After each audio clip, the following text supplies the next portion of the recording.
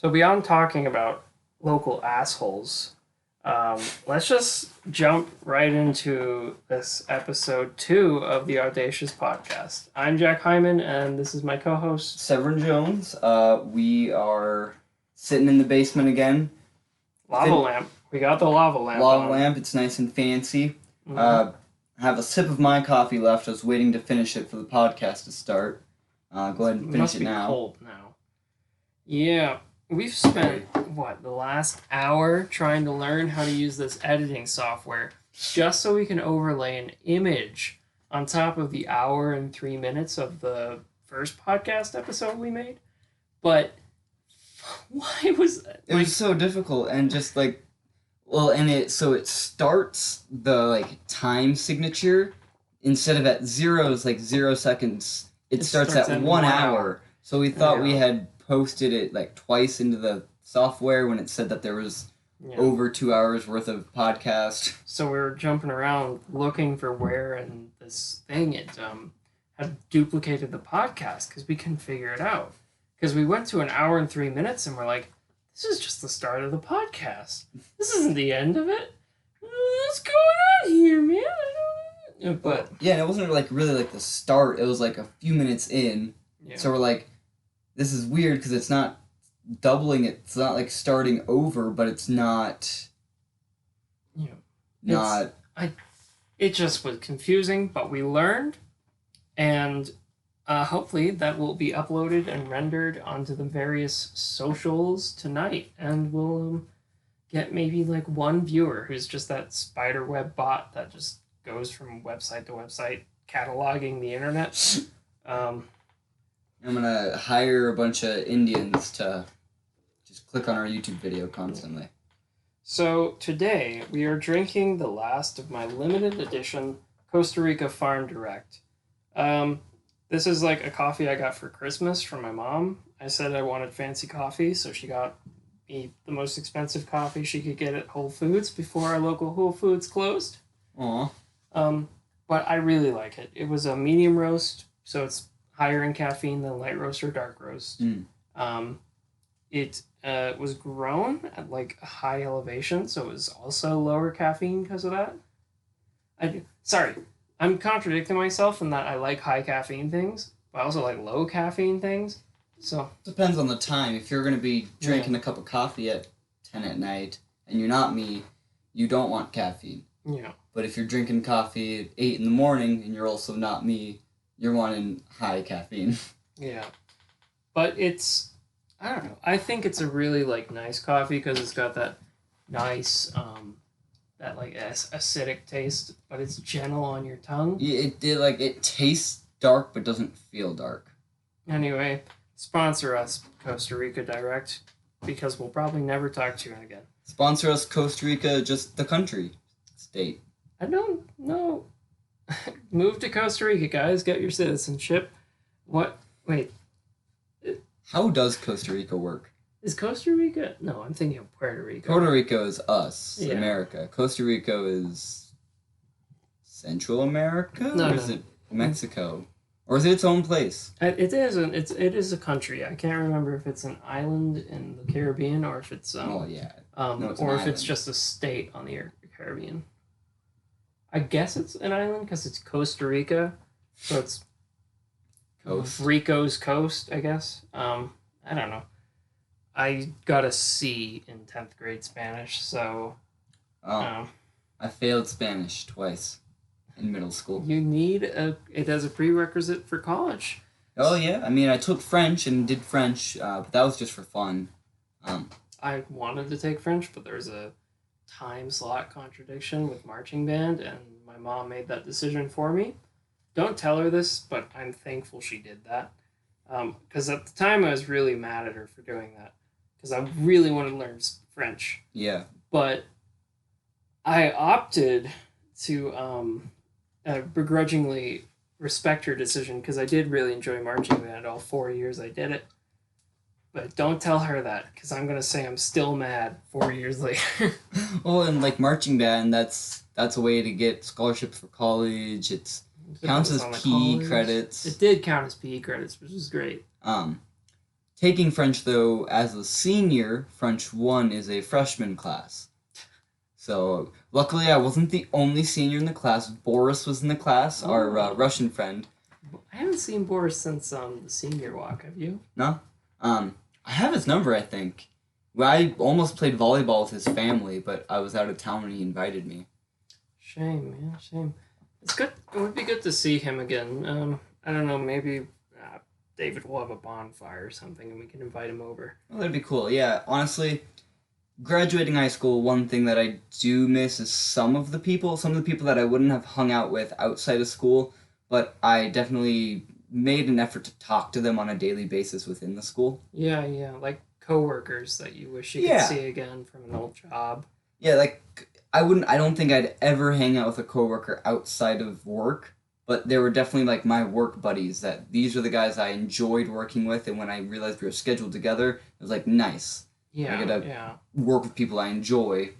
I feel that. Like, and then I was driving around a corner the other day, headed home, and I saw Thomas McMahon. Mm-hmm. And he was in the left turn lane, and I was making a right turn. So we passed right by each other, and both of our faces lit up as we were like, "Oh my god!" Yeah. Thomas and I were really good friends when we were sophomores. Yeah. Yeah. I know people say he kind of became, not to get into too much of our high school drama, viewers, but people used to say that Thomas became a bougie kind of dick when he became like what we would call an A-winger. These guys excelled in their musical career ? School. Oh, like I was technically an A-winger. Yeah, technically, but you weren't like an A-winger, like the bad kind of A-winger. The guys who were like the prestige choir kids, or this tiny choir of 15 kids. Those 15 kids, all but like Sonia, and Sonia's still kind of not the greatest. Yeah. They're all asses. Because it's just kind of an elitist attitude, similar to like a sports jock who feels like he's gonna get into the NFL.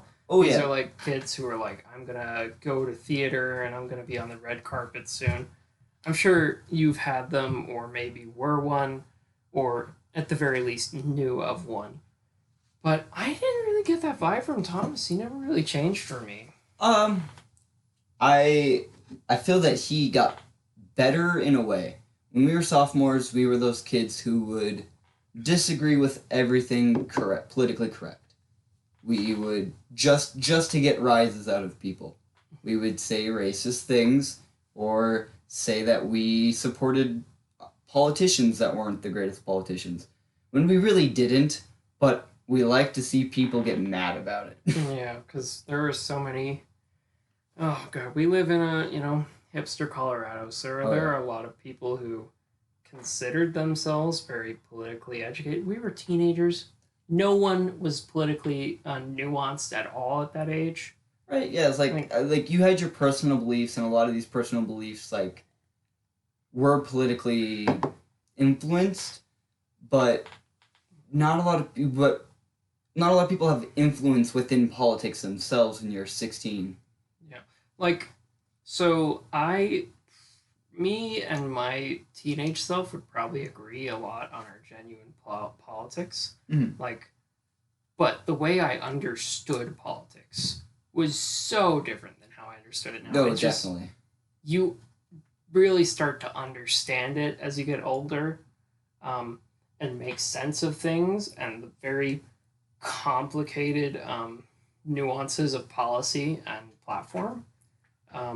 Where at 16 I was just like, free college, it sounds good for me. Where now I'm like, I do think it is a fundable initiative and something the United States could achieve, of recognizing, of course, in fact, the many drawbacks to trying to establish a budget to accommodate such a service, Well, yeah, and like a lot of people like to have political opinions on things that wouldn't affect them until later on in life, until they're like middle-aged, 30, 40. People had opinions on those things, and yeah, you have those opinions, but as you realize that even when you do grow up, unless you are a politician, there's not a lot of political change you yourself can do. I mean, that depends on who you ask. But it's unless you're capable of creating a movement, it's movements and political activism that creates change, which you can partake in, but you're a small cog in a machine, really. Yeah, like right now we have riots going on, and those. Careful with your vocabulary. I know. Or protest. Well, I mean, both is happening. Riots and protests. I haven't heard of a single riot since that Target got fucked up, and that was what, a month ago. That's because they stopped kind of reporting on it. It's not getting as much political traction anymore, and media traction. I heard that Atlanta is on its 25th day straight of rioting. Oh, I mean, you can call that rioting. No, but I mean like unpeaceful protests. 25 days straight of unpeaceful protests within Atlanta. It's still going on. Definitely there's a lot more peaceful protests. That's a lot more widespread. And now that's really what the media is focused on.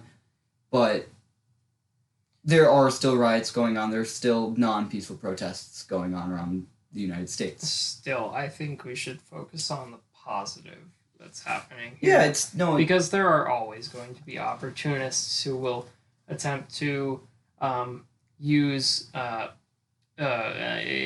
movement, a giant march, as a opportunity to go out and get a new TV or whatever it be. And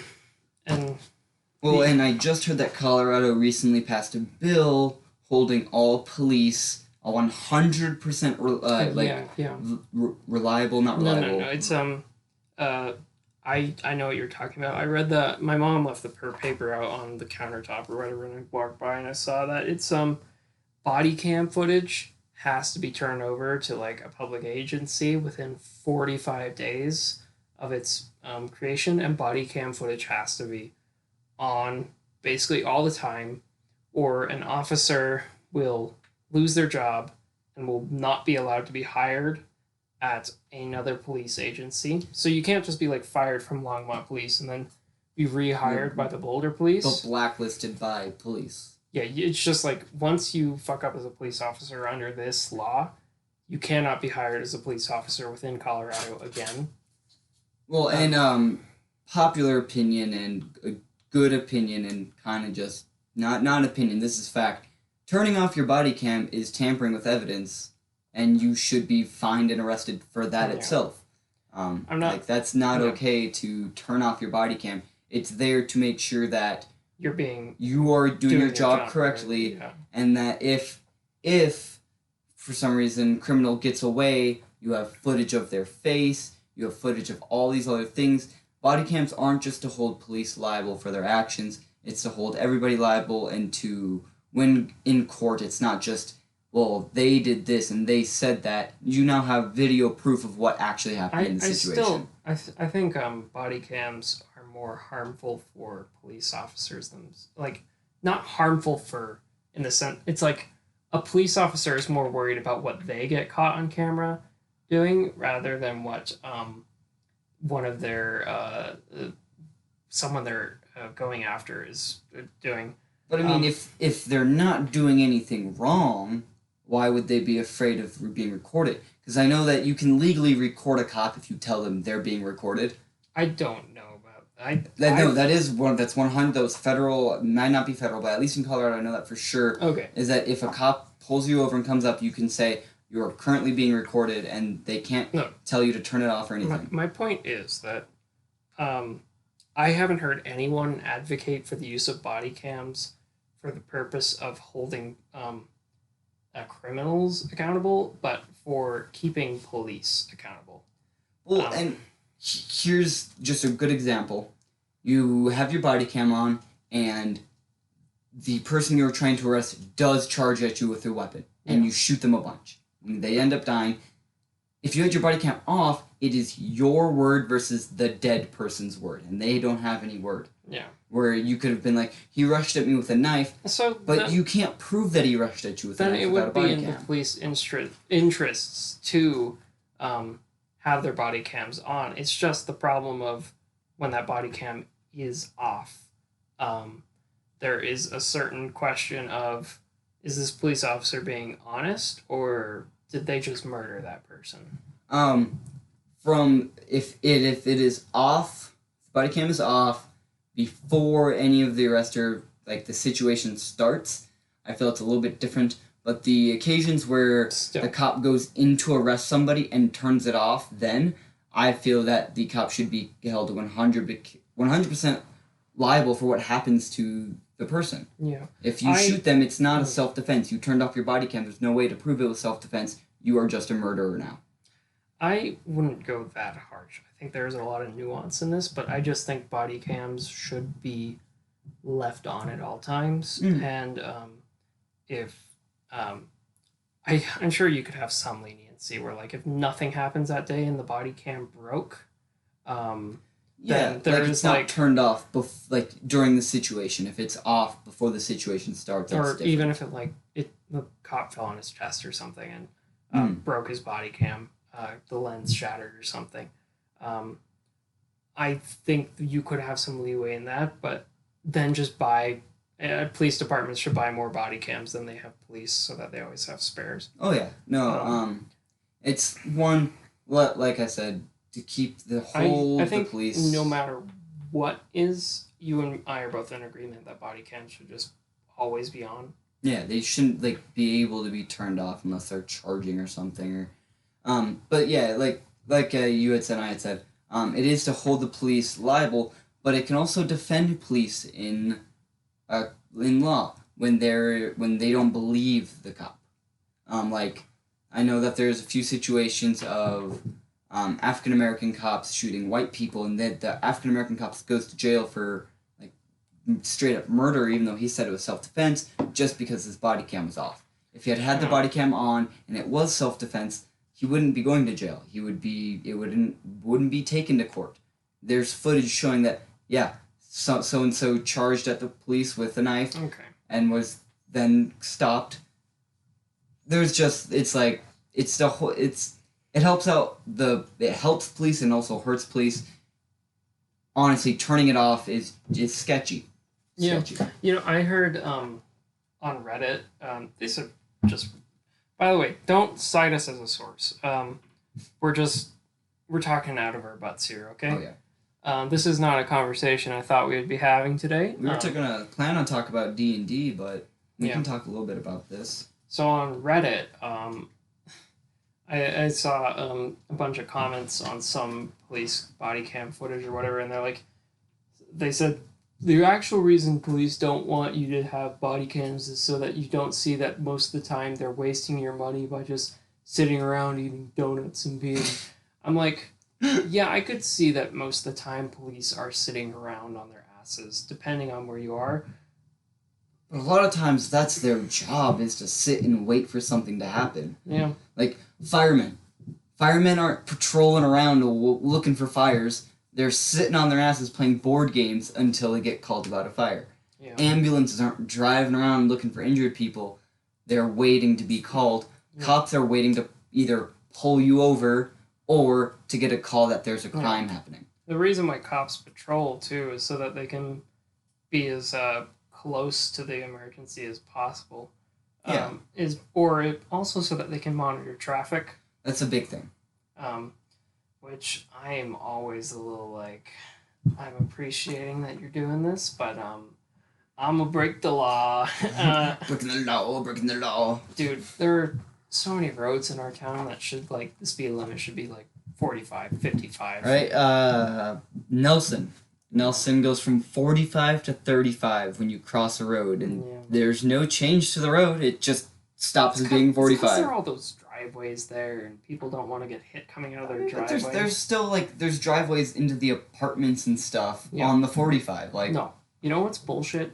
Airport Road, okay? There are 2 houses on Airport Road, but we have it for, 2 miles. It's 2 driveways, and it's considered some kind of residential zone, so that the road, it has a speed limit of 45 miles per hour, because there are those 2 houses, and Chris lives in one, and his neighbor lives across this Oh, yeah.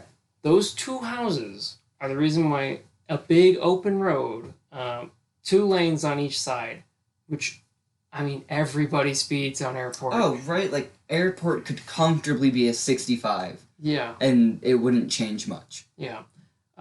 Once you cross Nelson on Airport, I think, probably it's an appropriate speed limit because there's a lot more driveways and houses. And, yeah, I guess. And a lot more, like, neighborhood entrances. But it's just empty fields and 2 houses. And an airport, like, there's nothing there. Yeah. Not like a public airport. This is a private airport that is very tiny. It's like you go there to learn how to fly, get your airplane pilot's license. Or skydive. They do a lot of skydiving there. Anyway, let's talk about today's topic, at least the topic I wanted to bring up. I don't know if you had something you wanted to talk about. I feel that we could start with just how it went chronologically throughout our D&D career, I guess. All right. So, why not start at the beginning? It's the best place to start a story, usually. Yeah, so the Chronicles, or as our friend group calls it, the first D&D we had together. Yeah. It was a bunch of guys who had never really sat down and played it regularly. We were able to start up a decently... I don't think we had a specific time, but it was just like every week we'd make sure we met for a few hours. Yeah, it'd be like, this week we're playing Friday, this week we're playing Saturday. Oh, you work till this time on Friday? Okay, can everyone meet up from 10 to 2 a.m. Friday night? And I don't know exactly how it got started, and I don't actually think I've heard this story before, but, like, I was just invited by David, and I think you and Sam were the originators of this, the progenitors of the game. So, yeah, I think it was... So, Sam and I, we really wanted to play D&D with people. But we didn't have a big enough group of friends, or friends who were interested in it, to play. So I think Sam knew David pretty decently. Yeah. And so he's like, hey, David, do you have a couple people that could join us for D&D? And so that's where Jack and David came from for that. I had really not a whole lot of experience with D&D. I played a few times with my family, with my dad being the DM. My dad had run multiple D&D campaigns throughout the years, sometimes multiple every week. So he had all these books and stuff. So I just asked him, hey, can I borrow some books for D&D? And he gave me the basic expert rules, which are those when D&D didn't have editions. It was just Dungeons and Dragons. Yeah. The red box with the dragon. Oh yeah, the old stuff. And instead of creating my own story and running them through that, I just ran them through the one mission that the DM's guide had. The quote-unquote DM's guide had. Oh, wait. I wrote somehow I managed to write a college paper about D&D, comparing the old version to the new version. I don't know how I talked my professor into it, but for D&D 5e, it's like textbooks on how to play. Oh, each of them so is a many books. couple hundred pages, and it has thousands upon thousands of words in each of these textbooks. Meanwhile, Basic Edition, what was it called? Basic Expert. Basic Expert had a 37-page pamphlet for characters, and then like a 50, everything. It was almost everything. No, well, so the whole why it's called Basic Expert is that there was a basic player's guide and a basic DM guide, and then there was an expert player's guide, an expert DM guide, and that was it. And all together, I don't really think they were bigger than like just the player's handbook. If you put them all together, it's 37 pages. It's not a whole lot. Like he, the creator of D&D originally released multiple pages at a time inside of magazines. That's how D&D first came, is he just wrote these rules for just tabletop RPGs. What is his name? I want to say Parthenax. Gary Gygax. Gygax, that's what I want to say. Parthenax is the dragon. Yeah. We were talking Skyrim earlier. I started another playthrough today. So your dad handed you the Basic Expert. Basic Expert, and I read through that in an hour. And then these guys came over. We made our characters where there isn't class and race. You are a human warrior, a human mage, or a human rogue, or you're an elf or a dwarf. Yeah. There was nothing else. Three races, 3 classes, and they were one thing. Your class was elf. And elf was basically just like a ranger, and dwarf was just warrior but better. It was well. So I would say that the warrior, I think it was fighter even in basic expert, was more barbarian, more like classic knight. Yeah. And you had the dwarves. I think the dwarves were more like tanky, almost like a paladin without the magic. Yeah. So yeah, we did the first dungeon I think we ran to the first floor of that dungeon. No, we completed the dungeon. Well, in the book, it only has one floor. And then it has a guide on how to make the second floor for everybody. Oh. And so I had customized the second floor and made that myself. And I didn't realize that was a pretty good transition, if I may say so myself. You've always been good at building dungeons, man. I'm an ideas guy, and I try to make stuff interesting. I try to not make every single room important, but have something in a room. Yeah. I don't like having just empty rooms. Like almost every single room has something, even if it's very little. Even if it's just like decor or just more world building attributes. If I'm just describing the room but there's actually nothing to interact with in the room, it's because I'm describing the room as if it's important to the world building. So yeah, we did that, and Basic Expert was janky as hell. So we then picked up the 5e books, and we started to make our 5e characters, and we played through that. We only had a Dungeon Master's Guide. And a Player's Guide. And a monster... No, we had a monster manual, too. Yeah, and I think then I went and bought my own Player's Handbook, because every time we had to level up, we only had the one book, and we just had to take turns. We just show up to D&D an hour and a half early and make the characters. Or, like, upgrade the characters or level up. So I bought my own so that we could speed that process up, because I could upgrade my character before. If, like, we leveled up, I could level up my character in between sessions, and then when I came, I could give my Player's Handbook to David, you give yours to Sam, and we'd all upgrade our characters real quick. Well, and this was before we regularly used our computers to play D&D, or like our phones or tablets or whatever. Everything's on paper for this like first session, this first entire campaign almost is all on paper. I actually recently just found all of my notes, and it's like 2 or 3 notebooks full of notes for this campaign. Yeah, you made like 5 or 6 different dungeons. Oh yeah, and like a plot bible. And I also had stuff where I had time. The time would pass, and it would end up doing things to the world. Yeah. So I had all those notes on when stuff happens and when it wouldn't happen. If they went to a certain area, that thing wouldn't happen. Instead, it would happen somewhere else. Okay. And it was a very, very fun campaign. We were not playing the game correct. We weren't playing the game correctly. Our barbarian had 33 AC. We thought we added the base score, not the modifier. So yeah, so it was unarmored armor class. So the first session, I hit him because I just hit him with a dex save. I'm like, you're gonna get hit by this large monster. Make a dex save.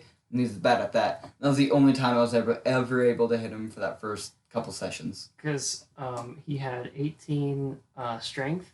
No, he had 20 strength. He had max strength. And is it like 13 plus your strength? I think it's 10 plus your proficiency plus your strength. So 20 or 33. And it's supposed to be like 20, or it's 10 plus 3 plus 5. We put 20 plus 3 plus 5. Yeah. And it didn't affect that much since he wasn't that involved at first, or I guess we were able to fix it pretty quickly. Yeah. But just the world, this is my first world. It was Oblivion. Yeah. It was Oblivion. Gates were being opened up all across the world, spilling out demons and devils. Yeah. And we had to go around as the player shutting down these gates. Yeah. I would say it was definitely a first campaign for all of us. We all had main character syndrome. Oh yeah, everyone is super special, Super unique. super unique. And there's not saying that you can't be a super unique character, but everybody wanted the spotlight, which was rough. Yeah. But yeah, so with that campaign, we've kind of made a whole story about one character specifically. Oh God, we'll bring on Sam and we'll have him tell the the Kronkicles. We had Kronk the Barbarian, named after our friend Christian Kronk. So it was very. We created a Facebook poll or something and said, should we let Kronk or Christian play what he wants or play Kronk the Barbarian? And everyone, including Christian, voted for Kronk the Barbarian. Yeah, so we had the Barbarian. But yeah, so that was my first experience with DMing. That was probably one of our longest lasting campaigns. Yeah. Purely because no one wanted to DM at the time. Oh, and I was the only one with the materials really DM, and we didn't really realize that we could look online for everything. Steal it. Steal it. Don't purchase from D&D. Just steal it all. Here's my philosophy: is that you should definitely take the time to one day buy the books. Mm-hmm. But if you can't afford them, I don't want to deny you playing the game. Oh, totally. Especially since it's like, I mean, honestly, I don't think there's an excuse for the player's handbook anymore because, our local Target sells it for $35. Yeah, it's on sale all the time. It's so worth it too. It pays off itself so quickly. You're constantly flipping through it while you're playing the game, especially if you're a spellcaster and you're not like me who writes down my abilities word for word. Yeah. You got to look at your spells every once in a while, especially because we're very how is it exactly worded sort of people. Yeah. Where it's like, it says this is how it exactly works. Well, and that's what you can do with it. Yeah. I think we just do that because we played the game wrong for so long that we wanted to stop. Yeah, so we put our foot down on anything that doesn't sound like it should work. Or if there was just any disagreement, it was basically just, we'll look it up, we'll see who's right. Source the old texts, find out what the ancients have written in this circumstance. So after that, was it your campaign or Genesis? My campaign. So we went on to the Fantasy Flight, their RPG. It was just starting out when we started playing. One book. Yeah, and they've released a few new books since then. It's basically their Star Wars D&D system, but slightly modified. It is a core rulebook designed in a way, the name says, Genesis, Genesis from the Bible, the creation of a new world. So it has mechanics and rules for fantasy settings, a modern day setting, a sci-fi setting, a steampunk setting, and explanations on how to make your world however you like. Yeah, I don't think Genesis has ever released a storybook, like a book that has its own quest like D&D has. They released their own fantasy setting book. Yeah, and it more just delves into how to build your fantasy world, and it has some I think, items and creatures, I'm guessing. It has items, creatures, I think some leveling trees of some sort. Oh, that's cool. But it has a pre-made fantasy world for you to explore. But the basic book was more just a guideline on how to make your stuff. How to DM. Yeah, most of the weapons and gear and stuff, you go to the steampunk items and there was 10 of them. Yeah.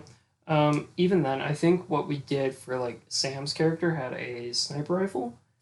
So we took the sniper rifle from the modern day setting. And just nerfed it a little bit. Well, man, my character had a syringe rifle, and we just took everything but the damage from the sniper rifle for me. Yeah, we took we just took a sniper rifle and we added passive damage to it. Yeah, passive basically I was because there wasn't magic in our world. Like there wasn't like mages in our world. There was magic, but we never got around to it. Well, yeah, or not. Well, and just like there wasn't like there was magic, but there wasn't like I'm a magician or I'm a wizard, stuff like that. That didn't really exist in the Genesis stuff. So really, Genesis has its own dedicated rules for magic, and I was too scared to read them. Well, no, and we were fine with it because I was the only guy who really wanted to do magic, and we compromised by just making me like a witch doctor, or not witch doctor, like a alchemist. Kind of a Heckle Hyde kind of Dr. Heckle and Mr. Hyde kind of character. Just Mr. Hyde though. Yeah, just Mr. Hyde. No nice doctor. I just killed the king after saving his life. Took a bullet out of him and then poisoned him. Because he didn't like the king. Because I did not like the king, but I'm not. I'm a good doctor, so I saved his life. Yeah. And I was gonna. My character in his mind, if the king was gonna die, it was gonna be by his hands. So, what happened to transition to this was that like, we had like 2-3 really bad sessions in a row in Severin's campaign. And it definitely made it. Don't name names. No, I wasn't motivated to then continue DMing because it just the last few sessions were just kind of negative. It's like people kept bringing bad energy to the game, and everyone else brought their bad energy to match that energy. Yeah, a lot of us are people who, if one person starts yelling, everyone's gonna start yelling because we match energies. It's a very common thing in our group. So we got rid of that person and we transitioned to a new game, which was my game. I wanted to do Genesis because I had joined an online Star Wars group, and I really liked the Star Wars stuff. No one was yet willing to play a Star Wars game, though. At the time, people were like, no, I don't want to do that. Honestly, I still wanted to stick with the fantasy setting, or at least the oldies goldies setting. Which is fine. I respected that, so I bought a Genesis book, and I created a steampunk setting where there are just mountains. The peaks of mountains are the only places where people can live, as a purple mist has encumbered the world. And people who inhale the mist would slowly be poisoned to death and die, so human settlements can't exist below a certain elevation. And the campaign was like about my players are all living on a certain island. There's no way to communicate with any of the other islands. You just travel because well, you said that the purple mist kind of just started to roll in like crazy. Yeah, and the people who are on the mountains are the people who survived, and there was just nothing built there yet. Yeah, that's at least how you interpreted it. But so the campaign begins with the mist starts to rise. For some reason, the amount of land mass that people have to live on is shrinking once more. And human life, as you know it, is threatened because the mist is rising. So the island which the players live on builds an airship, and the campaign was kind of just them getting on that airship and hopping from island to island, slowly trying to piece together what happened to make the mist rise in the first place, and why is it rising again now. Well, and another big goal for us was to either find a way to stop it or find a way to live in it. Like find something, because gas masks didn't work, or they worked for a limited time. Was that the thing? Is that people could spend a little bit of time hunting in the mist, but you could not live in the mist. Yeah, it was. You guys just didn't have gas masks. Was the thing. I had a whole session planned out that we never reached, where you guys were going to discover gas mask equipment. And when you descended into the mist, I was going to have you go into an ancient city and kind of piece together what the events leading up to the mist were. But we never got to that because my campaign had a time limit where everyone agreed that we'd play my game for summer, and then once junior year started up, Sam's campaign. Sam would take it over. Or was that senior year? That would be our senior year. When Sam took over. And so with that whole campaign, I really liked the whole modern civilization lost, and we kind of got kicked back into the older days. Yeah, were regressed into a feudal society on top of the mountain with a very strict caste system, and weapons like guns were regarded as like ancient artifacts that only the best of warriors were allowed to have. Well, yeah, and the guns were rare and expensive, and most people just used swords and bows because that was the stuff that we could make. There were old, like, by hand mines, and electricity wasn't really a thing. Yeah, I liked the game. I had a lot of fun DMing it. Oh, it was such a creative world. I love the world. I hope one day we can pick it back up and finish it. That'd be fun. Because honestly, I didn't really express it at the time, but I was a little disappointed I didn't get to finish it. No, I was disappointed too. It was my first like D&D character. Yeah. I poured my heart and soul into this guy. Yeah. There was good role play too, and you guys were just starting to piece together some of the mystery when the game ended. And I acknowledged that my weakness was dungeons and combats. Unlike you, where your brain is really good at piecing together, like... I'm a numbers guy, so... Yeah, and so I had a really compelling story and good world building, but lackluster combats and challenges. Well, and just the Genesis system in general is more for storytelling rather than having numbers, like 5e is. 5e is very calculated in number, like Genesis is very storytelling and... Yeah, with the success and failure system. Yeah, there's not like a die 20. It's like a yes or no, basically. Yeah. I don't think we should delve too deeply into the different dice systems of Genesis and D&D. Maybe one day, but after... I enjoyed Sam's campaign a lot because I was back to playing the game, and generally that's where I feel more comfortable is playing D&D, although it seems like I'm stuck in a... Oh, it is 7 p.m. That is my alarm going off. Well, guys, hold on. All right. I guess we'll record in a few more days. Me and Severin from the future will pick up and for you guys a mere few seconds. Yeah, and it'll be our joint DMing, probably our most successful campaign and just all around best. We don't need to give them a preview for what they're about to hear. No, I'm giving them a preview anyways. Alright, so I know that Severin just foreshadowed to you, me and him discussing our CodeM campaign that we started last summer. So the game's been going on about a year now.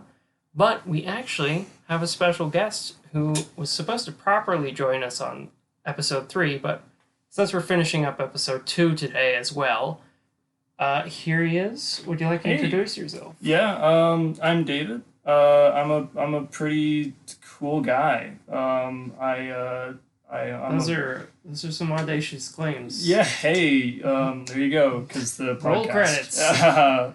Okay. No. Yeah. What is there to know about me? I'm a country bumpkin, I guess. Half of the time, I'm a part-time country bumpkin.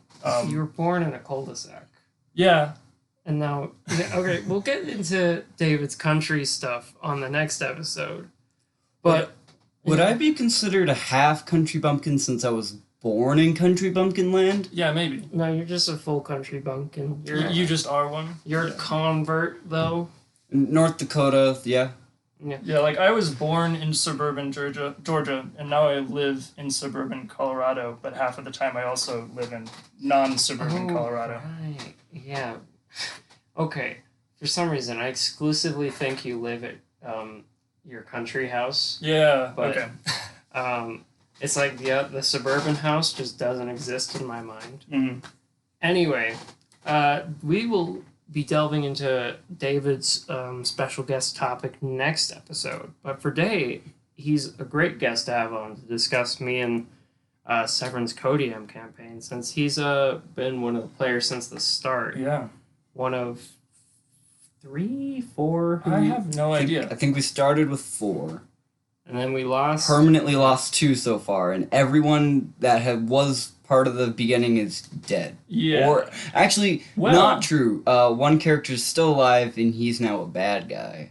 And the And other one my- is a box. Yeah. So, so my technically character- nobody died. They all my- just went off to college and stopped showing Yeah. up. Yeah. My character is a lich, and was killed, and now he's just kind of chilling out in his phylactery. So we'll have to see what happens with that, I guess. He got stabbed real good while trying to shut a door. Yeah. And then he turned into a box, and the players don't know what to make of it yet. All of his items also turned into a box, and he had some pretty important items on him. Yeah.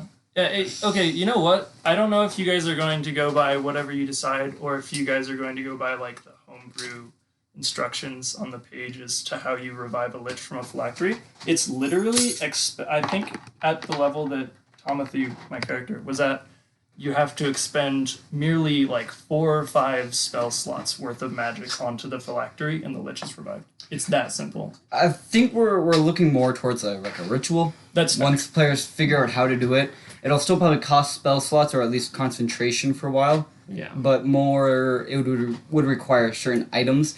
And honestly, I was thinking an empty body. That's fair. No. That's actually pretty That's interesting. a cool idea, especially because I mean, not to throw more random things that the viewers may or may not, or the listeners may or may not know about into the mix, but there's the Our audience listens with their eyes. that's good. That's very audacious of them. They just turn up really loud and they do what Beethoven did. They just put their ear against their speaker so they can feel the vibrations in their head. Yeah, Because they're all deaf. and Yeah. then it's like braille. Every one of our Braille music. audience is just going deaf. And 3 of them are in our friend group and subscribed out of pity. That's Even neat. I'm going deaf, and I record it. Yeah. So Well, I'm glad to be here. happy to have you, David. And you want to shout out what you'll be telling us about next episode? Oh yeah, just about the old farm boy life, I guess. There's not much that goes on. An in-depth dive into what happens on David's rural farm Yeah. life. It's not okay. It's not that it's not phenomenally interesting. There are a few interesting, funny animals. There's some wacky creatures. I The guess you could occasional say. alien abduction. Yeah, I've had a few, but No, he's still like only like 15 minutes outside of town. So he's like Yeah, he's so, like- quote unquote living in the country. North Dakota, there's like 3 hours between every town. oh yeah, Yeah. We are in the the greater Denver area, so it is pretty like settled, I guess is the word Yeah. for it. Anyway, back to the topic that Severin foreshadowed earlier. A week and a half ago for us, I think 2 weeks 2 ago. weeks ago, because last week I slept for 11 hours. And then didn't show up to the recording session, so me and David twiddled our thumbs waiting to I got start. really good at twiddling my. But thumbs. hey, this time I haven't actually like gotten like an hour's worth in a chunk. Like I've had like a couple 30-minute little power naps. I've been sleeping terribly, but like two days ago, 4 p.m. is when I woke up from my last decent sleep. Yeah. I haven't actually slept since like probably around 9 p.m. yesterday. Yeah, And I don't Okay. plan to go to bed for a while. yeah. I might skip my nap before work and just do work and then pass out when I get home because Yeah. I did all the dishes, so I don't have any more responsibilities to take care Fair of enough. today. Fair enough. Mhm. My sleep's been a little whack. I've been trying to get it back onto schedule. So I could- Speaking of back onto schedules, go back to D&D Oh, and hey, not yeah. how poor sleep schedules are. that's like more boring than that, but okay. So we're going to talk about this Codium campaign me and Sarah started, just as like a first subject that's relevant. It's easy for us to talk about since it's still going on and still fresh in our minds. Well, I think it started because one of our friends who was DMing at the time he was inconsistent in when he would have a session ready, which was it was his first time DMing. It takes a lot of work to DM. He did put a lot of work into the stuff he was going to have us play through. So he didn't have us play through really he was ready for us to come. I'd say probably about a fourth of the way through the campaign. Yeah. If I had to take a guesstimate, I'm not sure. It could have been one of those campaigns kind of like ours where we don't really have a end. We'll just keep coming up with stuff to put into the world. There is definitely an end goal, but it might have been like, like Skyrim. Yeah. You can do the end goal whenever the motherfucking fuck you want, and then you can do everything else in any other order.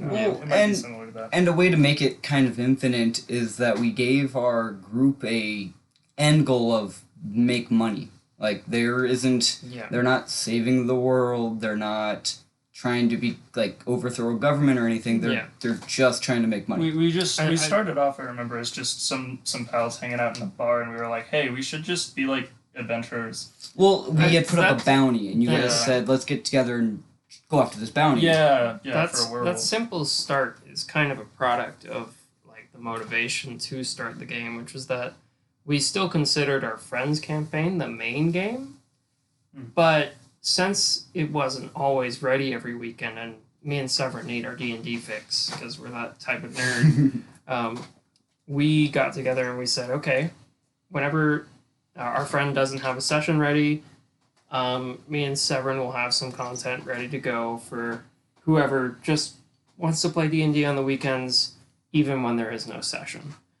Yeah, we wanted to keep the story pretty loose and non-committal so that we could have people come in and out if they need to, which ended up working really well in the long run because introducing characters wasn't that hard. There was a few characters we had to really push into the story, but a lot of times it's just they were in the same town and there are rumors about the group. Or they ran into them on the road and they're like, I'm headed in the same direction with no prior engagements. Yeah. Nothing else to do. I might as well travel with you and stick around. And, I think we went like that for maybe a month or 2 months until eventually our friend, he got like DM burnout. And, which is definitely and he wanted to join our campaign as well. Yeah. Or our campaign. Your campaign. Me and Severin turned out we're being quite the fire combo in slapping in some great games because Severin's really good at mechanics of D&D and building a great dungeon and creating good combat encounters, and I can craft a good story. I'm not saying I'm a master storyteller or writer of any great caliber, but it's enough to keep the players interested and motivated in the world they're in. Oh, and I'd definitely say, like, out of all the friends that I've had DM a game for us, I think you have a really unique talent in that aspect of the game. I think you can really immerse us and like put us in a world. So that's really cool for sure. And I'm kind of there to keep the combats fair but challenging. I don't want my players to run over a combat unless it's like an obvious they're gonna run over combat. But I also don't want to be killing anyone. My biggest goal is to knock every single player to below 10 HP and hit 1-0. Every single boss fight.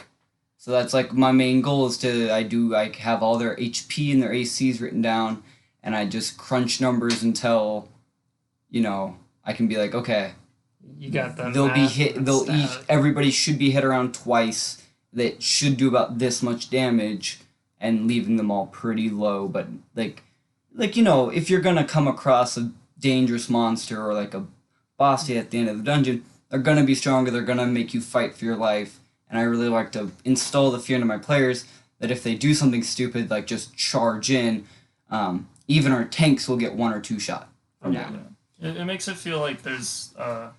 It makes it feel more realistic, like in the movie. There's a danger to the fight. Yeah, in movies you watch, I mean, some are, of course, exceptions to the this movies rule, but, I watch? Yeah, specifically the movies you watch. No, like, in some movies, you'll always know that you can even suspend yourself from this for a bit, but there's always that that thought in your head that the hero's probably going to be okay, or at least for most of the movie. And I feel like that kind of takes some of the urgency out of it, maybe, or like the realism out of it. I don't know. Just having your characters' like plot armor. Yeah, having your characters' lives really matter and be fickle and like really mortal. I think that's why shows like The Walking Dead and Game of Thrones were so popular for a while there before their final seasons, I suppose. The Walking Dead was more burnout, and then Game of Thrones was more just like the showrunners fucked up. But that feeling of like you don't know who's gonna make it through any episode, and especially like after the Red Wedding, when you realize that no one is safe. Yeah, that's something that made those shows really captivating, and and you're speaking as someone who's died 3 times in this game.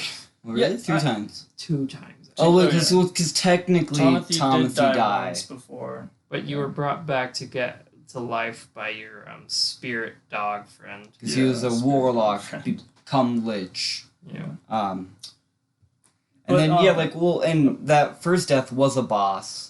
Almost dead. Yeah, it was the bone room. And then you got killed by a mini boss. Yeah. No, not even a mini boss. Really? Just a strong orc. Oh, just an elite enemy, basically. While we were trying to close a heavy door, someone. I like to make almost all my combat something that you can die in, but isn't like a. Well, and there's a lot of lead up to it. He got hit by 2 traps that knocked him down to 0 HP, like the last 2 sessions. So when he had already failed 2 death saves, we do death saves a little differently and a little weird, but he had his last death save and just died because he failed it again. Now, this kind of segues well into, or it's almost the same topic, but anyway, segues well into something that I think is really important in storytelling, at least to a certain degree, and that's abandoning tropes. Or not just for the sake of it, but just diverting someone's expectations. Just the other day, we watched, what's that movie that you really like? Kung Fu Hustle? Kung Fu Hustle. Dude, Kung Fu Hustle is so funny. It's so funny. It's honestly a phenomenal film. We were talking about how there were scenes where you were expecting someone to hand the main villain a gun because that scene had been orchestrated in the same way multiple times before, and then he just grabs a pack of cigarettes, and it heightens the tension, and it you don't makes know what's gonna happen next. Yeah, it conditions you, to use Smash terms, to think a certain way, and then you. Conditioning is not a Smash. That's just a general, I get conditioning at work. I was thinking of the Smash example of it, but I guess that's just a general thing that happens. It's throwing handles. It's like the movie is that Kung Fu Hustle, if you haven't seen it, is really good because it just parodies itself and will make callbacks to scenes earlier in the film that kind of makes the audience go, oh, I know what's about to happen, and then it doesn't happen the way the audience expects in a very natural way. Definitely. Here's some friendly advice. If you have seen any Kung Fu, traditional Kung Fu movies in the past, any Jackie Chan, good, who's the other one? Bruce Lee movies, anything like that, then go watch Kung Fu Hustle right now. I swear you will love it. And if you haven't, go watch a few, or maybe even just one Jackie Chan movie, and then you'll be able to appreciate Kung Fu Hustle. Because otherwise you might fun of Kung Fu movies. It's a genre parody, but it's also a love letter. So the point of it is that it's a badly done Kung Fu movie, but it's done really well. That's the thing. So you have to kind of understand the issues with and the tropes of Kung Fu movies to not just think it's a bad one. It's kind of what's that one Jewish director who did Blazing Saddles, Spaceballs? Oh, I was gonna say Spaceballs is a really good example of a really well done bad movie. Young Frankenstein. It's less so than in Kung Fu Hustle, but maybe if you hadn't seen Star Wars or Star Trek or something, you wouldn't understand Spaceballs. It wouldn't have been as good. So the director of those films, he what I'm trying to get at is he's basically famous for doing just parody, and he said on the topic of parody, you should never parody something you don't love. Interesting. While he makes fun of the things he's the focuses of his films, they're always a love letter to those things. He's never trying to insult them, just out of love for it, appreciate the quirks of it. And even shooting all the way to parody music, You have like Minecraft parodies. They're all done by people who love Minecraft. That's true. Or you have Toby Turner who did a bunch of video game parodies. Hey, Or- no, all that stuff came out as false. It It ruined his career. I feel bad for the man. I grew up with Toby Turner. Really did not deserve He did not deserve that. People are shitty. This way you have to take everything you hear with a grain of salt. And receipts, baby. Receipts need to exist. What? receipts is like Text logs. Oh, Or Screenshots, video. evidence. A lot of times, yeah, just evidence in general. It's like a slang for Yeah, makes sense. like this bitch was mean to me and I got the receipts. And Yeah, it's like you gotta have evidence. Yeah, your friend recorded a video of you getting tripped up in the hallway or something. Yeah, for sure.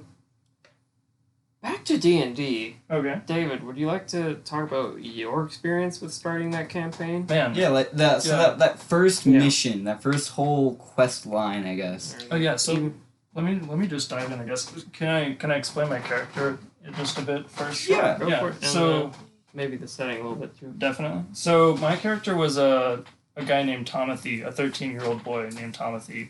He was a sheep herder. He lived with his grandfather on a little sheep farm in the rural town of Broadwater.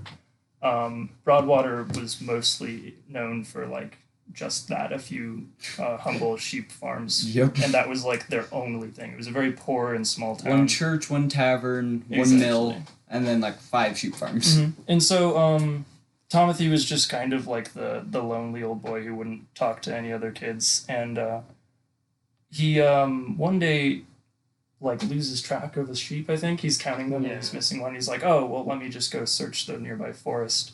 And while he's wandering, he takes a fall and breaks his arm. So he fell into like a wolf pit, Yeah. like a trap. And well, he maybe breaks his leg, makes a little bit more sense because he's stuck there, and as he's crying out for help and no one's coming, this wolf approaches him like that. Or a sheep. Yeah, the sheep approaches him, and like then it kind of transforms into a wolf. Like No, it's out like of the mouth. it's a sheep, and then it's like, yo, what's up? I can help you out of this if you just promise to be my servant. Yeah. And little boy was like, little Tomothy, he's like, I don't know, I imagine him being like 10 at the time. He's like, yeah, okay. And then In that voice. yeah. And then the like one of those fucking felt puppet things that inverted on itself. It goes from like a inverting pillow pet. It goes from sheep to wolf. And it's like, haha, I got you, bitch. I'm the wolf in sheep's clothing. Ooh, hey, what are you gonna do now? You little. I'm an obvious metaphor. It's like the saying, you little bitch. Well, except for he wasn't like a bad guy. No, not Most of necessarily. we have a lot of spirits in our world, and a lot of them aren't bad nor good. Yeah. And it works really well with him being a warlock, but not an evil warlock or Yeah. supplied powers by a demon. It was the wolf in sheep's clothing. His spirit. sponsor was a spirit rather than a eldritch demon. Yeah, and now I remember actually, because I just have a tendency to want to play things that are different, like do different things. I was a blood mage for the first part of this campaign, which means I was a warlock, but I didn't have spell slots. Rather, every time I cast a spell, I rolled a d4 and subtracted that much HP. And guess who invented that entire class from just an idea? Well, kind of. We found a homebrew class that was very unfinished. It was an unfinished homebrew class that had a few spells. Yeah, and there are things wrong with it and things that just didn't really make Yeah, sense. it did make sense where like you would have like a warlock would have like an eldritch blast type spell. It did, but it was way stronger than eldritch blast for no reason. So we took it. I got rid of the spell slot system completely. And depending on the type of spell he's casting, he has to take some HP. This takes away the whole use for spell slots for the class, but it adds to the fact that in a time of desperate need, he can just kill himself to save somebody. Yeah, or like at least drop myself to 0. Yeah, or like start bleeding out or something. It also makes health a much more malleable resource to be Yeah, managed. and a fluctuating resource. that's one He's of not taking chunks of damage when he's hit. He's whittling away at his health because he's a ranged caster, whittling away his health to cast his attacks. Yeah. So anyway, that being said, Tomothy, the lonely sheep boy, who now has the power to wield blood and use it to cast magic spells, he actually, for a while, only realized that he could do it with sheep's blood, I remember. But then one time he cuts himself and realizes he can control it. But anyway, he, with this newfound extremely dark power for a 10-year-old to have, he spends the next years being a little bit of an outcast, a little bit depressed, and develops a taste for the old alcohol. Around that time, you were just kind of the character as the social outcast of the town. Yeah. Like, known as the boy who like cuts himself and it's just kind of weird, talks to sheep all the Yeah, time. I talk to sheep because the wolf in sheep's clothing instilled in me the ability to communicate with sheep. So I'll just Timothy would just kind of spend his time chatting with sheep. Didn't we just put sheepish on your Yes. Yeah, sheepish. because we were gonna give him like animal speech, but we said it would make sense for him to be able to talk to all animals. We'll have him just talk to sheep. Yeah. And it's not like I know there's like some spell that allows you to communicate your feelings with animals and understand them or something, but no, it's like I can just have a full blown intelligent conversation. Yeah, with like any the sheep go bah, and they're like, yeah, it's kind of the weather's pretty shit today. Yeah, it'd be like that. the sheep be like, "Hey, yo, are we gonna move pastures? This grass is kind of, I'm not feeling it. Can we go over there? The sun looks a little nicer." And So everyone else just sees a boy talking to a sheep going, "Ah." yeah. Now, with all that, we're just or I guess Timothy he gets some friends in the bar. Just people who would sneak him drinks. Yeah, exactly. And then I mean, there's no age and you wouldn't give the alcohol world. to a yeah, 13-year-old. you probably okay, communion. The church believes in giving like babies wine. But I wonder, so... I guess Broadwater is not a. There's a difference between sipping on church or sipping on church at wine, and yeah, that's like for a ceremony, and it's like once. I don't, maybe it's once a week, but I'm it's sure still a tiny glass of wine compared to rampant alcoholism. Yeah. Well, isn't so? Our world's the world or the continent country? It's the country because it's only on the side of the mountains. Yeah. After that, it's a different country. But our country, it's loosely based off of Germany. So why wouldn't a 13-year-old be able to? I mean, we have the Orcocks, which are Nazis.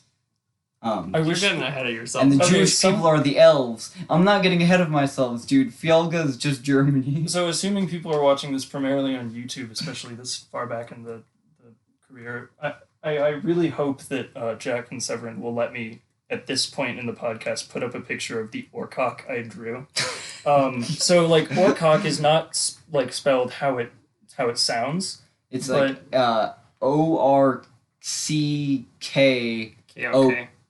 Yeah, and so like in all D&D campaigns that our friends and us have been a part of so far, there has been at least a handful of things that we have made fun of for like little to no reason, or maybe the name of a character wasn't easy to pronounce, so we we clowned on it a bit, but or close to a famous character. Like we have an Ulfer, and they call him Ulfric, from Skyrim. Okay, same thing. I got it. You didn't give the full shebang there. His name was Ulfer of the Storm Cloak. He is a mage who uses storm magic, and so we just went along with Ulfric's Storm Cloak. I hope you can excuse us for that one. I think I forgot his name was Ulfer, and I'm just realizing now that the Ulfric stuck. The real nail in the coffin was like we were saying Ulfric, and then you guys started saying Ulfric just by mistake every once in a while, and so from there on it was irreversible. But he's a very important character. He was in the last session, playing a very big part. He summoned a meteor storm. Back to David's first experience. What was that a tangent from? Characters that are. We were talking about Fialga, and we were talking about what alcoholism would be like in Fialga, and whether it'd be, would it be normal for a child to drinking alcohol? I say no. I mean, 13 in medieval times. That's when you start having kids. No, it's not. I mean, in medieval times, what about 14, 15? As a girl, you would start being married. 13-year-old boys are becoming knights. No. If he can wield a sword, he can fight for the Lord. I don't You doubt how much combat actually had. You don't understand how much combat actually had in medieval times. It'd be more important to the Lord that you swing a pick or a hoe than you swing a sword. He said hoe.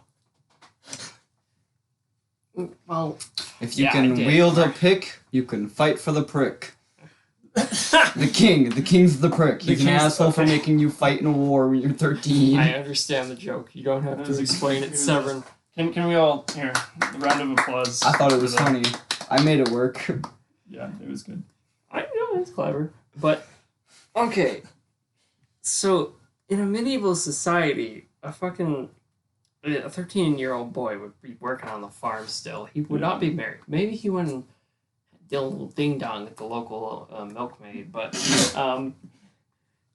he wasn't married, and he wasn't a raging alcoholic, especially considering alcohol was a luxury. Yeah. So if you're I did poor- my best to be, Yeah. but Yeah, the idea behind Timothy was that he'd swipe a bottle of mead or wine, whatever Yeah. he could. He'd make friends with people at the bar so they buy it for him because the owner of the establishment just not down with the 12-year-old drunk. mhm.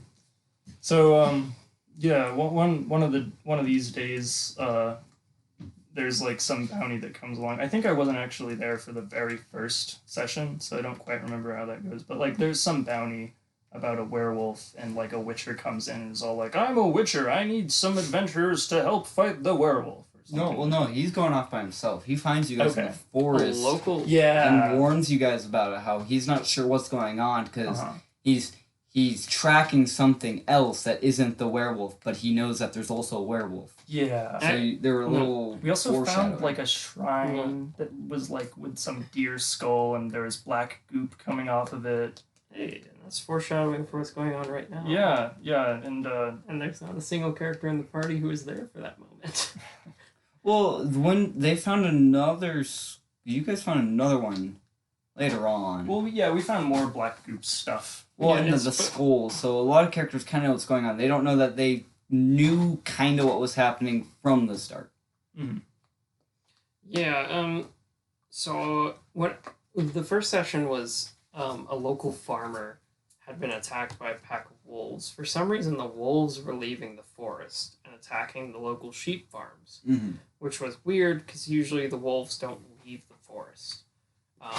An attack on human settlement was really rare from wolves, and this was just generally odd behavior for how common it was happening. Well, The and party was the hunter, though. So this is another thing that's really important to the story. The hunter who would regularly go out to the forest was finding just dead animals. Not eaten, not anything, just dead. Like rabbits and deer and birds. They were just dead. Yeah, And so they didn't, for sport, but not with a bow and arrow or sword. They're a wolf killed it and they just did not eat it. Yeah, one thing I'm really proud of with this session, with these first sessions, actually, is that you guys didn't know it was a werewolf for the Yeah. first while. I think we actually figured out it was a werewolf because of something you slipped We out. accidentally said it was a werewolf, and you all were like, "Oh, Oh yeah, that makes a lot of sense. Yeah, for a while there was a lot of suspense and it was terrifying. I remember the first few sessions being kind of horror based, because we were there was a point where we were locked up in this fishing shack with not much to defend ourselves, and the werewolf was stalking around the cabin. They were playing you didn't know what creepy it ass was music. yet. Yeah, it was I- terrifying. Well, and we wanted to make the experience scary for our level 1 heroes because they're level 1 heroes. They've Yeah. never experienced this stuff. Definitely. Nowadays, they're a little lot less unfazed by what's going on because they're level 8 and there's 5 9, of them. actually. 9. And there's 5 of them We and have they're... 9 players. No, No, we're level level 9. Oh, Jesus. I don't even have 9 friends, Jack. yes, you do. that depends on are you talking about close or extended? Or... So you have 7 close friends, including your girlfriend. Yeah. And then you have that old man at UPS who I was talking about. So another thing, we gotta have a podcast talking about some of the shit I found the other day. We gotta dedicate an episode to this, okay? Yeah, because we gotta start actually wrapping it up. It's about an hour and 15 minutes now. We gotta start swooshing towards the end of it. But things to look out for the future. If I sound different, that's because I'm standing up. Well, he's walking away. He's gone. He's standing and walking. I'm not walking away. Anyway, I found my copy of the Lord of the Rings Return of the King video game for the Xbox original. Oh my! Those old Lord of the Rings games. Those were really fun. Yeah. I can't. They were hard though. I remember playing them as like a kid. They were. And I got my butt kicked constantly. I had to turn it to the easiest difficulty and look up walkthroughs to get through it as like an 8-year-old.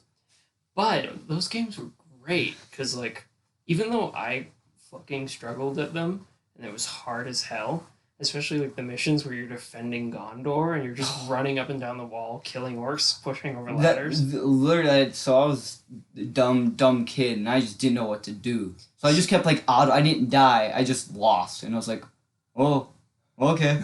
Oh yeah, because the wall gets overrun. Yeah, by if orcs. you have too many orcs on the wall, you just lose the level.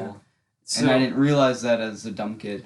So the whole point of that game is to like play through the levels you've unlocked over and over and over again to get XP to make your heroes better and then beat the next hardest level. God. And once I didn't know that, so I just thought that I was leveled up enough to go on to the next level every time. So that explains why the game just gradually got impossible. Yeah, I get that kind of like grinding sort of gameplay mechanic, but I think that like I personally enjoy games that are more you gain the experience by playing through a level, and the experience gained should be enough so that you can take on the next hardest challenge. or at least you can start to attempt it, Grinding should only be implemented in free-to-play games where they have a way for you to give them some money to not have to grind. Here's my opinion on free games. Skyrim, I grind in Or like, what about RPGs. Dark Souls? Like, the cool thing about Dark Souls was you didn't have to grind the enemies, but if you wanted to, you could do that, and it would make you would be stronger. And yeah, but like, I don't think that I wouldn't say Dark Souls should be a free-to-play game on a like a skin-based market. No, not skin-based. I'm talking, if I want to go more to like examples, like Warframe. My brother loves Warframe, has never put a cent into it, but he has to play the same level like 50 times back to back to get rare items to continue, or he could drop $10 and get those rare items. I see. And so in my opinion, free-to-play games aren't free to play. They are free to try. Pay how much you think the game's worth to you and how much enjoyment you'll have. Yeah, a lot of them are. There are a few free games that I've put $25-$30 into, like Pokemon Go. I would, if it was priced, I would pay at most $30 for the game. That's how much I put into the game, and that's how I get that. I can also help the people who make my games. It's different. It's a difficult balance, and it really depends on the game's like core gameplay. So like you have World of Tanks, which I used to play a lot, or War Thunder, which basically the grinding, if you are a paid or free member, is basically the grinding is a lot easier for paid members because they get bonus XP. I guess in competitive games, it's a little bit different. But it doesn't change the competitive. Well, in World of Tanks it does, because people who pay for the game get golden ammunition, which is just ammunition for their tanks that do more damage than regular. That's kind of bunk. Bunk. Just give you new tanks, and some of the tanks you have to pay for or expensive, hard to grind for tanks are just going to be better, but don't give you like double damage bullets. You know what? A system that kind of did this in a good way was Titanfall 2 with the Titans. You would start off just being able to use 1 or 2 maybe Titans, and then you'd have to grind to level up, and then to get the currency enough to buy those Titans. And there would be some that you could like buy. You could like buy certain Titans before you could regularly unlock them. So you could actually just throw $10 into the game to unlock literally every item. I do that. I think and I think I think Monarch was like, was Monarch paid only or? No, Monarch's always been available. Well, Monarch, you had to be max level, and how this game worked, it really, really encouraged prestiging and restarting your progress, because leveling up did more than just unlock items. It gave you cosmetics, and cosmetics. That's pretty much it. So if you wanted more than like 5 cosmetic items, you basically wanted to continue to... Yeah, but like the point I'm trying to get at is, the Titans, you could unlock them by grinding for a while, or by paying money, or by paying the in-game currency you got from grinding. But at the end of the day, none of the Titans were expressly better than each other. Like Except for Monarch. Monarch was just the best, just but it's also the one that was added after everything. It was like the DLC, so to speak. But like all of the Titans are at least playable. Like none of them are. Severin's giving me a funny look, but like none of them are so bad that you won't have fun playing the game, in my opinion, and like none of them are game breaking. Legion's pretty bad. Okay, that's fair. But is there one that you can buy and it's like you win the game? It's like you're paying. There isn't one that there's no pay to win. Yeah. It's not like the newer Call of Duty games, like Black Ops 3, I think is the last one I played that had this, at least that I remember. But you had these chests that you could grind for and open, and there was a tiny, tiny chance that you get this special rare gun, or you could just straight up buy the chests. These guns, literally, the 10 DLC guns, the top 10 guns in the game, all of them are the chest guns. Sure. You had like a dual-wield crossbow that two-shot people, that was a burst-fire dual-wield crossbow, that you could only get out of the chest, and people did like the research, and it was a 0.25 chance of getting it out of the chest. You get a chest like every 5 games. Or you throw $20 down and you get 50 chests. Yeah. Like it's that thing really ruined the game for me. So when they started throwing out these items, I was like, it's really rewarding the people who can drop $25 and then they do just win. It would even be okay if that item was only accessible through the chests and was unique or like even pretty good. But they did that with the melee weapons. Yeah, that's all the fine. melee weapons were just cosmetics. Fair enough, make it like pay to or grind to get a cool, unique weapon that might be a little bit better than the other ones. But like, if it's the only real competitively viable option at the end of the day to pay $25 to get a shit ton of loot boxes and get that gun, I think it's ruining. There was I don't know if you remember the Battlefront 2016, 2017? Battlefront 2. No, not Battlefront 2. Battlefront. Oh. Like the first remake. Okay, I did not play that one as much. The first of the DICE remake, which if you pre-ordered the game, you got the DC-15 at the start for multiplayer, just unlocked. It was you had the basic gun and the DC-15 as long as you pre-ordered the game. The DC-15 has the damage of an anti-tank rifle and the rate of fire of the base rifle. So it was just busted, and anyone who pre-ordered the game was dominating multiplayer in the first few weeks because they were the only ones with the DC-15 right away. And it was just pay to win. Speaking of Battlefront and being pay to win, Battlefront 2, I'm somebody who bought it at launch. So I had at lunch. I bought it at lunch. I left school at lunch to go buy it. The loot box system in that game for the first year. It was I played that game constantly, and I think I had a maxed out purple star card for one class and one hero, and everyone else had like grays and greens because I just poured all of my money into them. But I put like 40 hours just to get that. I think it was like 100 hours minimum if you're playing perfectly. To get Darth Vader was one thing.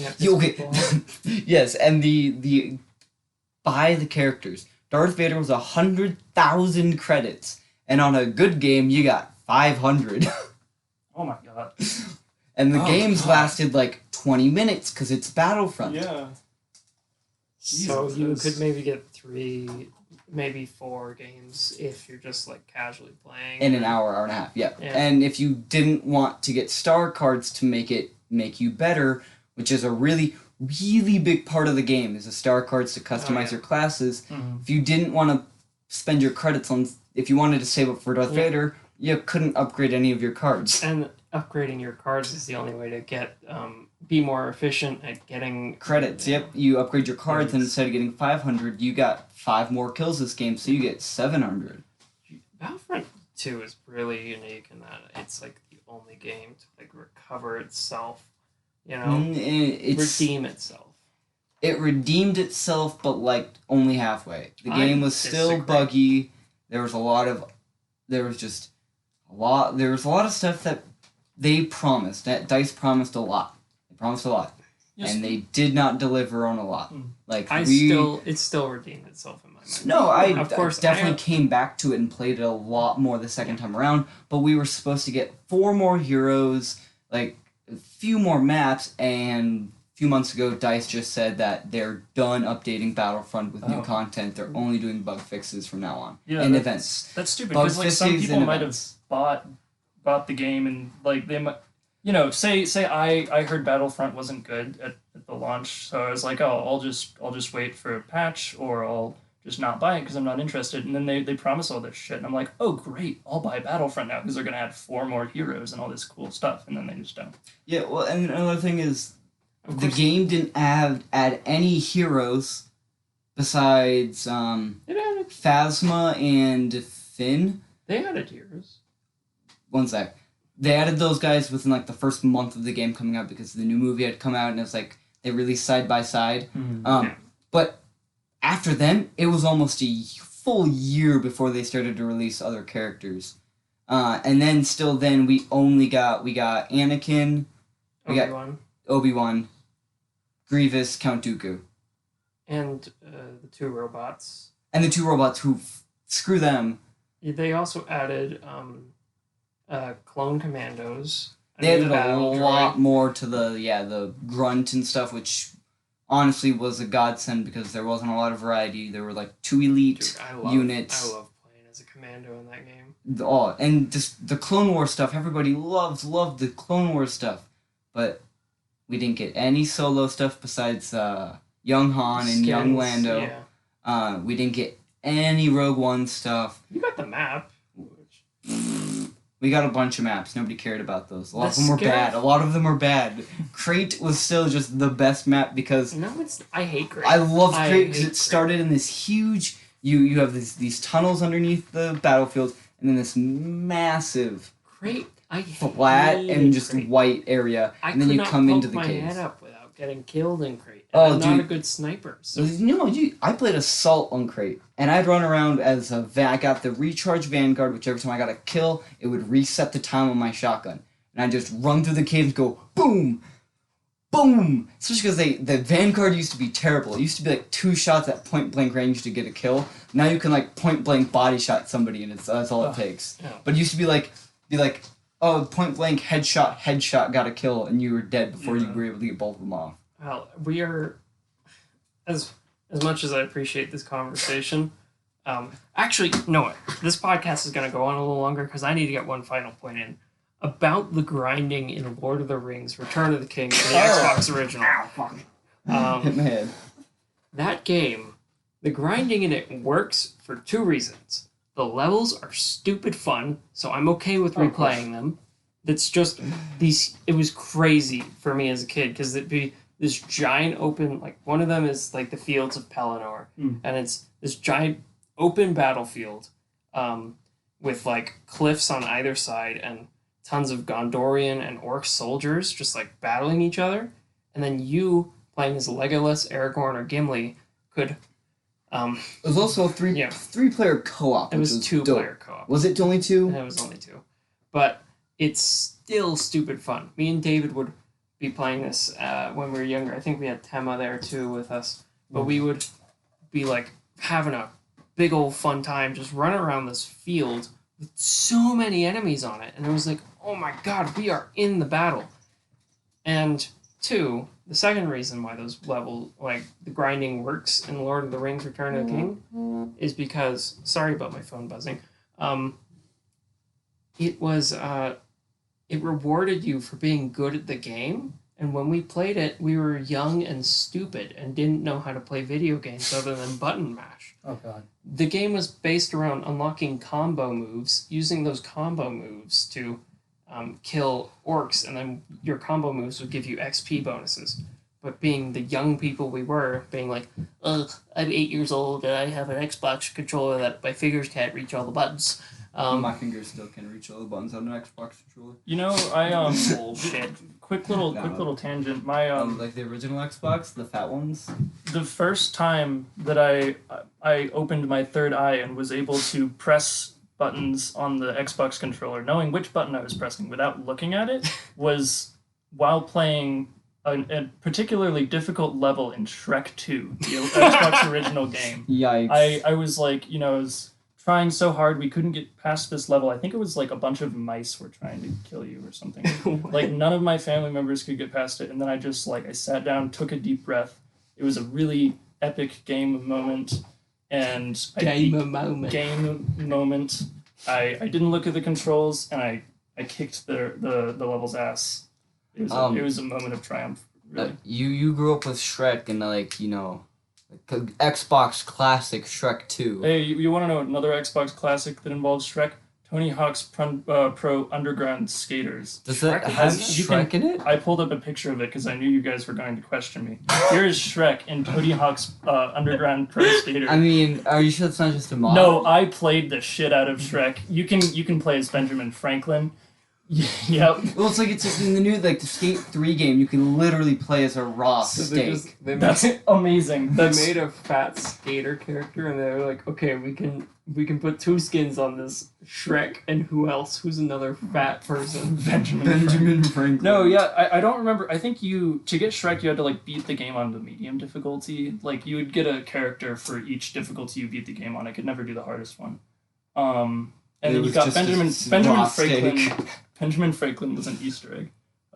You would be just skating around fucking Brooklyn, and if you went into someone's house, you have to ding the Liberty Bell and then wait for the right time. There are so many quests like that. There's an Easter egg in that game where if you grind on 2 cannons in Boston, there are these 2 cannons just chilling out, and you grind on them, you'll light the fuse, and if you do it quickly enough, they'll go off and shoot down a building. Well, yeah, Skate 3, those were hidden skins too. We'll just go 2 hours. Let's just go 2 hours. No. We gotta start episode 3. I want to record all of episode 3 before we have to finish recording today. Because I don't want to ask Dave to come back for a 3rd week in a row. That'd be funny. That would be kind of fun. But then he'd have to record the first half of episode 4 with us. Yeah. Alright. No. We'll continue this We're still gonna talk, guys. Just the audience is gonna have a pause, alright? Oh. Alright. Well, thanks for tuning in, guys. We'll see you on the next episode. Like us on iTunes.